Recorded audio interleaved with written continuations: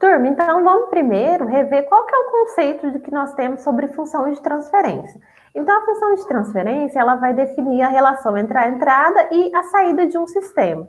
Lembrando quando a gente viu a parte do diagrama de blocos, né? Então, a gente tem um diagrama que nós queremos chegar no reduzido, que é o nosso sistema, e nós temos uma entrada e uma saída. E esse sistema, por exemplo, pode ser composto por um controlador, um atuador, a nossa planta, que é a nossa parte física, né, nossa parte estrutural, e um sensor. Então, o sistema pode ser tudo isso englobado. E a função de transferência, a gente consegue colocar tudo isso que nós temos de forma matemática e representar para a gente trabalhar e saber qual que é o comportamento que nós queremos chegar. Então, por exemplo, se eu tenho uma perturbação no meu sistema, eu vou considerar isso, eu consigo colocar isso de uma forma matemática para mim agir de uma forma que aquilo tenha o menor impacto na minha saída. E a função de transferência, ela está ligada com o nosso teorema de Laplace. Então, até na aula de ontem, nós vimos sobre o teorema, fizemos uns exercícios, então eu vou disponibilizar para vocês a aula de ontem para vocês considerarem, reverem sobre essa parte do teorema.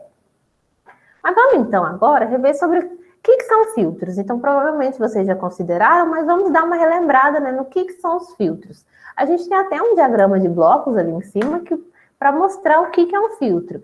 Então, o filtro nós temos um sinal de entrada e nós vamos ter um sinal de saída. Ao passar por esse filtro, a gente vai atenuar esse sinal. Então, nós podemos pegar uma faixa desse sinal, deixar passar uma outra faixa, que aí vai ser definido conforme o tipo de filtro que o operador ele vai colocar. E o que esse filtro ele vai fazer, a atenuação, né, a filtragem, até como o nome dele já fala. Ele vai fazer a filtragem de frequências de um determinado sinal elétrico, né? Relembrando lá das aulas que vocês tiveram logo no começo.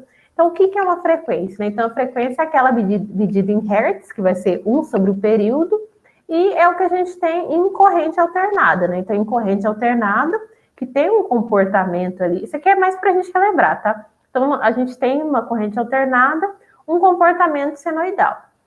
O ciclo ele demora um determinado tempo para se cumprir, né? Então, para a gente completar um ciclo, demora um determinado período, que aí vai ser um tempo em segundos, em milissegundos, em microsegundos.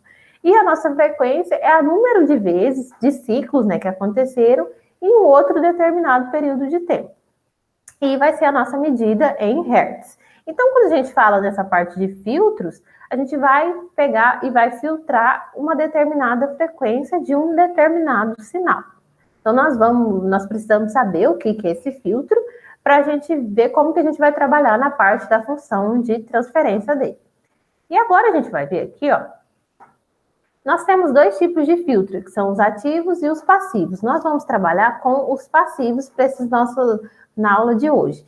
Então, o filtro passivo, ele é aquele que ele é dotado só de resistor, capacitores e os indutores.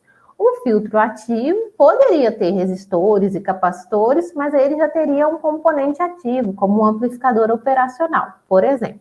Então, nós vamos aqui trabalhar com os filtros passivos. E cada filtro, ele tem um ganho, né? Então, esse ganho vai ser essa relação da saída com a nossa entrada.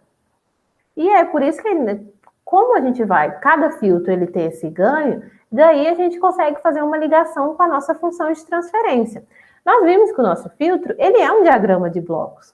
Lembrando, né, o diagrama de blocos, nós temos ali um determinado bloco com uma entrada e uma saída. E ali no meio, né, vai ser o nosso sinal. Aqui no meio a gente tem o nosso sinal, que a gente pode colocar de forma matemática. No filtro, o nosso ganho, ele vai ser a nossa saída sobre a nossa entrada, que gera o nosso ganho, que seria, por exemplo, um G. Então, dessa forma, a gente já consegue começar a ver uma função de transferência no nosso filtro. A gente já consegue começar a analisar que se a gente tem um sinal de saída, temos um sinal de entrada, e ali a gente quer colocar isso de forma matemática. Se a gente fizer a relação saída sobre a nossa entrada, então nós vamos já conseguir chegar numa função de transferência.